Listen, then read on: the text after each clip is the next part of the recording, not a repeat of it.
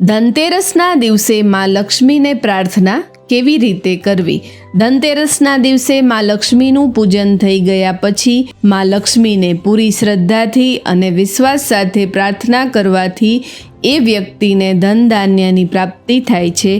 પૂજા કર્યા પછી માં લક્ષ્મીને 2 હાથ જોડીને પ્રાર્થના કરવી અને કહેવું કે જેમનું નિવાસ સ્થાન લાલ કમળ ઉપર છે, જે વિલાસ વૈભવથી શોભાયુક્ત છે, જે પ્રચંડ કિરણોવાળા છે તથા જે સંપૂર્ણ તેજયુક્ત છે, જે રક્ત રંગવાળા છે તથા જે રુધિરરૂપી વસ્ત્રોવાળા છે, જે હરિસખી તથા જે ભગવાન વિષ્ણુના પ્રિય છે, જે મનને આનંદ આપનારા છે, જે સમુદ્ર મંથનમાંથી પ્રગટ થયા છે તથા જે ભગવાન વિષ્ણુના ધર્મપત્ની છે, તેવા સુંદર સ્વરૂપવાળા કમળ ઉપર બેઠેલા શ્રી લક્ષ્મી દેવી, આપ સદાય અમારું રક્ષણ કરો અને હે માં લક્ષ્મી, આપ મારી પ્રાર્થનાનો સ્વીકાર કરો.